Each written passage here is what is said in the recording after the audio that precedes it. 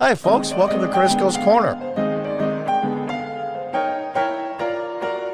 Hi, folks. Welcome back. And those of you that are new, welcome. This is part 2 of a two-parter called January 6 Lies. We're going to pick it up. This is a Tucker Carlson piece that was on the other night, and this is part 2 of that. There was so much information in here, I thought it deserved a two-parter. So let's get right into it and pick up where we left off. Joe Biden just awarded one of this country's highest civilian honors, the Presidential Citizens Medal, to officers working on January 6th. And that would include the officers who opened the doors of the Capitol building to the so-called insurrectionists. The officers who let them inside and then were rewarded for it by the President of the United States. What's going on here, you may wonder? Well, don't ask. You're not allowed to know what's going on here. Nor can you know about the very obvious clandestine role of federal agencies that encouraged the events of January 6th. That happened, but its details have never been explained. A lot has still not been explained from that day, despite a committee that was impaneled for more than a year. Are we ever going to find out the truth? Probably not. Probably not. But yet, we're going to try to do the best we can. Remember the pipe bomb here? Interesting how the video they have shows the individual kneeling down to put the so-called pipe bomb down. But yet, they won't show you the camera that actually shows him where the ground is. No, there's a wall blocking him. It's fascinating stuff. There's thousands of hours of Capitol video from CCTV that they will not release. Will the Republicans, now that they control the House, make them release the footage? We'll have to see. We'll have to see. For example, you remember the pipe bomber who planted explosives outside the Democratic National Committee? Well, those explosives, it turns out, were under a bench at the same moment that Kamala Harris, who had Secret Service protection with her, who swept the building, was there. So how did the U.S. Secret Service miss a bomb sitting in plain sight during its security sweep? Well, we can't answer that because the FBI still, to this day, refuses to release all the security footage. Why? What's going on here? Almost unique among media outlets, Revolver News asked that question. The pipe bomber even looks at camera to head on, for some reason. It's very frustrating, because we can't see the moment the pipe bomber plants the pipe bomb, but the FBI can. That's because the whole scene should be captured on camera 1 as well, and much more clearly than camera 2. Camera 1 has a clear shot of both benches. If the FBI released the full tape from camera 1, we could see the pipe bomber planting the bomb. So somebody planted bombs outside the headquarters of this country's two main political parties. That would seem to be a big story, and yet no one ever mentions it again, including the FBI. In fact, the Bureau won't disclose any information about the suspect, not his height, weight, shoe size, anything. So if they wanted to catch this person, wouldn't they be telling you all they can about who it is? Isn't that interesting? Things that make you go, And there are so many moving parts to this whole thing. That's the thing.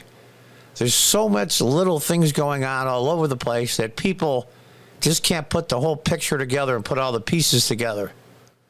I smell some unrefrigerated fish here. And that's a good question. How did the Secret Service miss a pipe bomb in plain sight? Fascinating stuff. Hopefully the Republicans will grow a set and will be able to see all the videos and do an actual investigation. But they're not. Why aren't they? And what was Kamala Harris doing there? Why did she lie about being there? We can't answer those questions. We should be able to. Nor does anyone in authority want to talk about Ray Epps. Ray Epps, of course, is the man who was caught on tape encouraging the crowd outside the Capitol, both on January 5th and 6th, to commit felonies by rushing inside. Now, what's interesting is that the January 6th committee, under public pressure, did in the end interview Ray Epps. Now, we don't have all of the committee's records about that interview. Now, you're going to love this. The questions that he was asked during the so-called January 6th committee and how the leading questions, it's fascinating stuff. This man was never charged, by the way. We should, but we don't. But some have been released, and what they tell is a remarkable story. In the testimony that we have, the committee coaches Ray Epps on how to answer questions about his involvement. Quote, "I was in the front with a few others. I also orchestrated it. I helped get people there." End quote. Now, Epps admitted that in a text message to a relative on January 6th. He's admitting crimes. He's never been even charged for those crimes. But what's so fascinating is that when those facts came up in his interview with the committee, someone on the committee responds this way, and we're quoting, "I just want to understand a little more your use of the word orchestrated. It sounds to me like at this point, when you sent this text, you had turned away in part because of seeing some things that you didn't agree with. Is that right? Like when you sent this, you were already on your way from the Capitol because of concerns of people taking it in a different direction." Is that the most leading question ever asked in the history of a congressional hearing? Now, if that was a proper hearing or in a courtroom, the opposing attorney would object to the judge, saying, "This is incredibly leading. You're answering the question for the individual." It's a farce. It's a farce. Probably. And the whole interview goes on like this. Keep in mind, Ray Epps is one of the only people caught on camera that day encouraging others to break the law. He's one of the only ones. And yet he's never been charged. And the January 6th committee was on his side.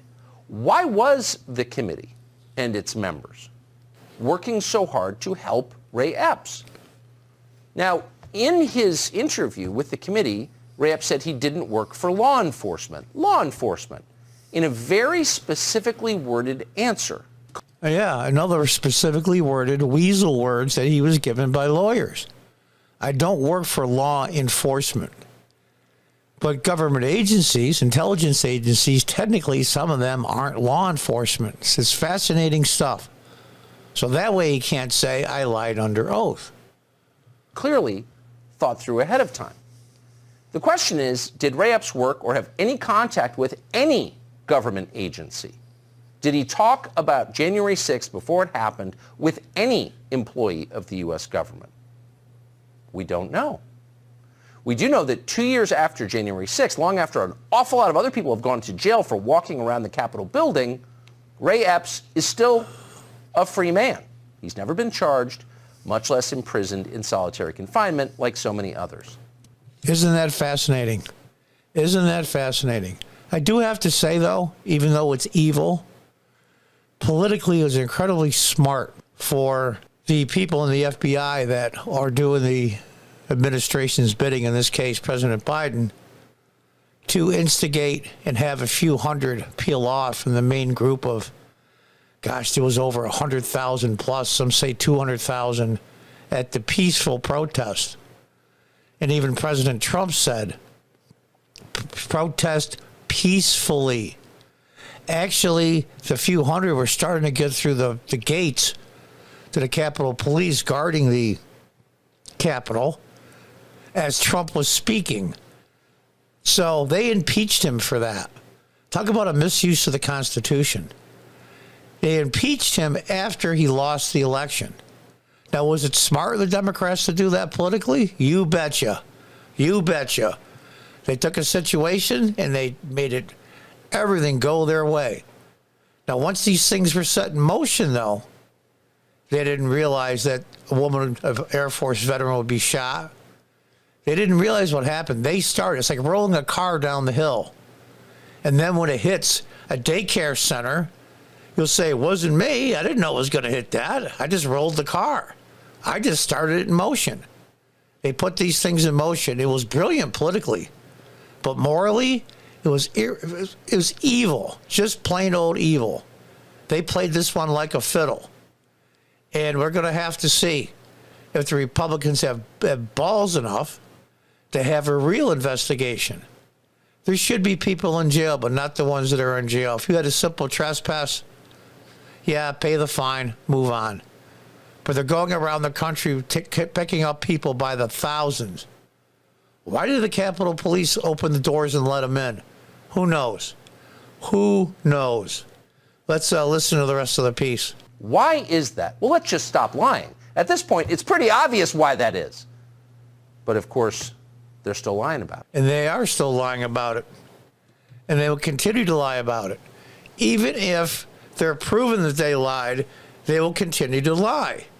It's like the little kid with chocolate all over his face. And you say to him, "Did you eat those chocolate chip cookies?" And the kid goes, no. "Well, there's chocolate all around your mouth and there's crumbs all over the floor." "Did you eat the cookies?" "No, I didn't eat them." And that's the way these Democrats operate. They're like children. They don't care what reality is. And Hakeem Jeffries is going to be their new rising star. Watch and see. He is going to be Obama 2.0. Make no mistake about it.